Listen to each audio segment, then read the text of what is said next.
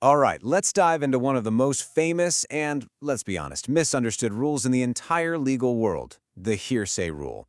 Now, it's there for a good reason, right? To keep flimsy gossip out of the courtroom. But what happens when that gossip is the one piece of evidence that could blow the whole case wide open? I mean, just imagine this for a second. You know exactly who did it because a crucial witness told you everything. But then you get to court, and the judge says, nope, sorry, that's hearsay. We can't listen to it. This isn't just some made-up TV drama scenario. It is a massive dilemma the justice system has to wrestle with every single day. Okay, so here's how we're going to break this down. First, we'll tackle the problem itself. Then, we'll look at the really clever legal workarounds the system has come up with. We're going to see a real-world example in action, dig into the very modern debate about anonymous sources, and then finally, pull it all together to see how this is all about balancing fairness and the search for truth.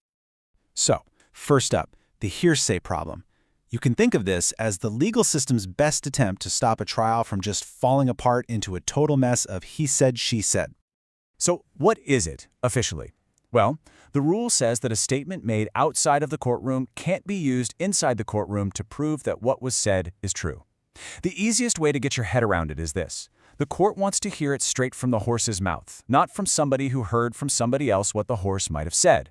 It's basically a firewall to stop evidence from getting twisted in a very high-stakes game of telephone. But what happens when that secondhand story is actually super reliable and absolutely critical to the case? The law can't be that rigid, right? Of course not. And that's exactly why the system has built-in solutions. And just to be clear, these are not sneaky loopholes. They are carefully, deliberately designed exceptions for when justice absolutely demands them. Lawmakers have created something called statutory exceptions. These are specific, written-down laws that let reliable hearsay into the courtroom. So think of them as official, pre-approved pathways for crucial evidence to get through, making sure the main rule doesn't accidentally block the truth. Okay, so how does this actually work in the real world? Let's take a look at a fantastic example from South Australian law that shows us exactly how you build a legal bridge over that hearsay barrier. We're going to zoom in on Section 34C of their Evidence Act. This little piece of law spells out the exact conditions for when a written statement, which is classic hearsay, right, can actually be allowed as evidence in civil cases.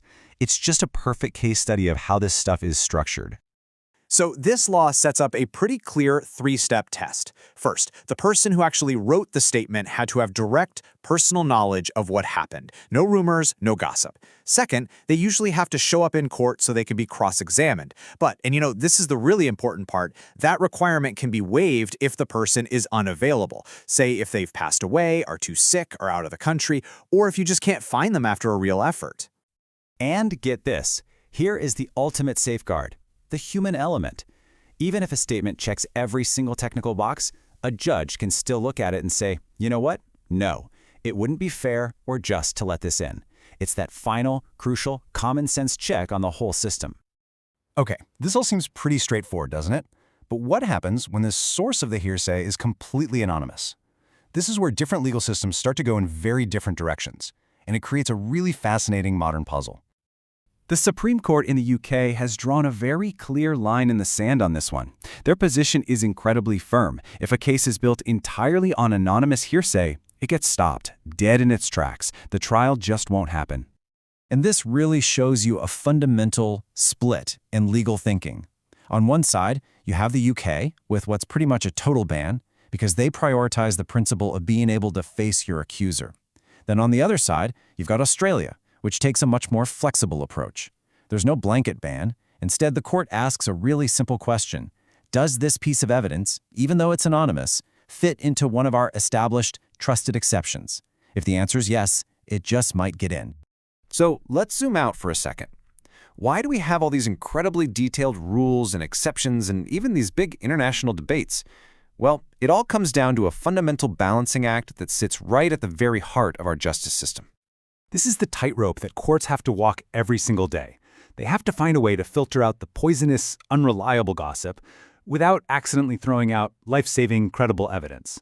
They have to protect every single person's right to a fair trial while also trying to figure out how these centuries-old rules can possibly apply in our modern world of texts, emails, and all sorts of digital information.